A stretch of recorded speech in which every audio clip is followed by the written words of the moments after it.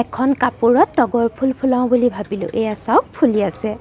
টুকুৰা টুকুৰকৈ পৰি থকা ৰুমালৰ কাপোৰ কেইখনমান আছিল। মই ভাবিলোঁ এনেই পৰি থকাতকৈ জইন কৰি ৰুমালকে বনাই দিওঁ। এয়া চাওক ৰুমাল বনাই দিলোঁ। তাৰ ওপৰত এয়া ফুল এপাহ ফুলাই দিছোঁ এম্ব্ৰইডাৰী কৰি।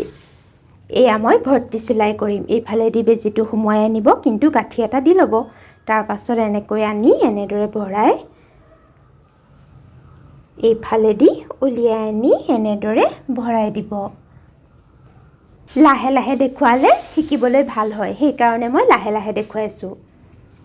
সূতাবোৰ বৰ জট লাগে, সেইকাৰণে দেৰি হৈ যায় জট ভাঙোতে ভাঙোতে। এই চিলাইটোক ভৰ্তি চিলাই বুলি কয়। দেখাত বৰ সহজ সহজ লাগে, কিন্তু ভালকৈ কৰিবলৈ হ'লে বহুত দেৰি লাগে। এইবাৰ বিহু বুলি ৰুমালখনত তগৰ ফুলকে ফুলাইছোঁ।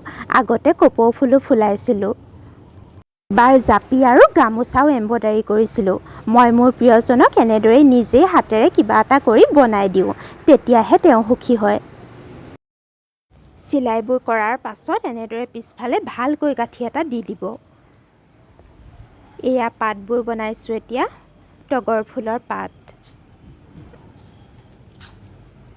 এয়া পিছফালে আকৌ গাঁঠি এটা দি দিব। এয়া হৈ গ'ল।